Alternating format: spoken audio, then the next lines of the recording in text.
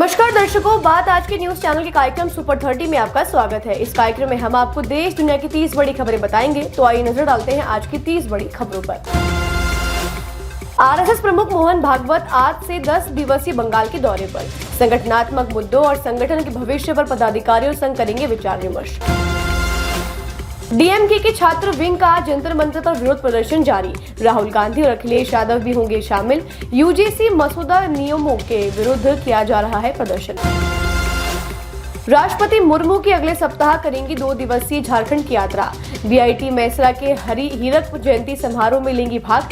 संस्था के 70 साल पूरे होने पर मनाया जाएगा जश्न। अर्जेंटीना नहीं होगा डब्ल्यूएचओ का हिस्सा। गंभीर मतभेदों के चलते राष्ट्रपति ने लिया निर्णय। जनवरी में पदभार ग्रहण करने के बाद से ही इस पर शुरू कर दी थी कार्यवाही। अखाड़ों ने की महाकुंभ से प्रस्थान की तैयारी। बसंत पंचमी को अमृत स्नान के बाद कड़ी पकौड़ी के भोज के साथ ही महाकुंभ मेले का प्रारंभ हो गया था प्रस्थान। हालांकि महाकुंभ 26 फरवरी के स्नान के बाद होगा संपन्न। सूरत में सीवरेज लाइन में गिरा 2 साल का मासूम। अग्निशमन विभाग के कर्मचारी पहुंचे मौके पर। मासूम की तलाश जारी। कोल्हापुर में एक साथ हुए 450 लोग बीमार। गांव के एक मेले में शामिल होने के बाद पड़े बीमार। प्रसाद में बांटी गई खीर में पाई गई विषाक्तता के कारण हुए बीमार। स्टैंड अप कॉमेडियन प्रवीण मोरे पर हुआ हमला। पूर्व सीएम सुशील कुमार शिंदे के पोते और अभिनेता वीर पहाड़िया पर लक्षित कर बनाए चुटकुलों से लोग हुए थे नाराज। 10 से 12 हमलावर हुए गिरफ्तार। नोएडा में बरामद किया गया 1 किलो से अधिक का गांजा। सेक्टर 49 में सुलभ कॉम्प्लेक्स के पास से कासिम उर्फ गंगा नाम के शख्स को किया गया बरामद। पुलिस ने दर्ज नारकोटिक्स में मुकदमा। मीणा समाज ने महापंचायत में लिया बड़ा फैसला। गोद भराई और बर्थडे सेलिब्रेशन पर लगाई रोक। उल्लंघन करने वालों को देना होगा 1 लाख रुपए का जुर्माना। प्रियंका गांधी ने पीएम मोदी और विदेश मंत्री से किए सवाल। अवैध प्रवासी भारतीयों को वापस भेजने पर पूछे सवाल। हथकड़ियां पहनाकर वापस भेजना क्या ये मानवीय रूप से सही था? स्वाति मालीवाल ने कहा, हमें चुनाव नतीजों का इंतजार करना चाहिए, एग्जिट पोल पर नहीं चलना चाहिए। दिल्ली के लोगों ने सही लोगों को चुन लिया है। दिल्ली विधानसभा चुनावों के एग्जिट पोल पर आप नेता संजय सिंह का बयान। मसाज देने वाली और स्पा सेंटर चलाने वाली कंपनियां एग्जिट पोल करेंगी तो सबको क्या पता चलेगा। समझदार लोग 8 फरवरी का इंतजार करेंगे। सहरसा के पेट्रोल पंप पर हुई लूट। हथियार की नोक पर बदमाशों ने लूटे 31,000 रुपए। सीसीटीवी फुटेज के आधार पर पुलिस जुटी तलाश में। तेलंगाना के सीएम ने की पार्टी विधायकों से मुलाकात। आगामी स्थानीय निकाय चुनावों को लेकर की चर्चा। एआईसीसी के प्रभारी दीपदास मुंशी भी हुए बैठक में शामिल। हरियाणा के सीएम नायब सिंह सैनी अपनी पत्नी के साथ कुंभ स्नान के लिए हुए रवाना। गंगा स्नान के बाद अयोध्या जाकर करेंगे रामलला के दर्शन। दक्षिण कोरिया ने चीन डीपसीक एआई को ब्लॉक करने की बनाई योजना।